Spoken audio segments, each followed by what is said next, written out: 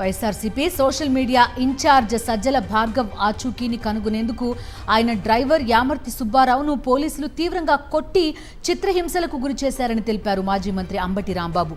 Sajjala భార్గవ్ని arrest చేయొద్దని court ఆదేశించినప్పటికీ ఆయన్ను పట్టుకునేందుకు పోలీసులు ప్రయత్నించడం, అందుకోసం డ్రైవర్ను నడవడానికి కూడా వీల్లేని విధంగా కొట్టడం దారుణమని మండిపడ్డారు అంబటి రాంబాబు. దీనిపై బాధిత డ్రైవర్ సుబ్బారావుతోనే విజయవాడ సిపికి ఫిర్యాదు ఇప్పించామని తెలిపారు ఆయన. ఇది చాలా దారుణమైనటువంటి అంశం.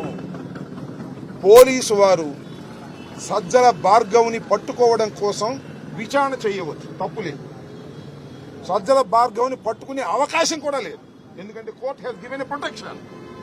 అయినా మా నాయకుల్ని అరెస్ట్ చేసి లోపల పెట్టి బెయిల్ రాకోకుండా చేసి భయపెట్టాలనేటువంటి కార్యక్రమంలో ఈ విషయాన్ని సిపి గారికి ప్రాథమికంగా ఒక కంప్లైంట్ ఇచ్చాం. దాన్ని యాక్షన్ తీసుకుంటారో లేదో చూస్తాం.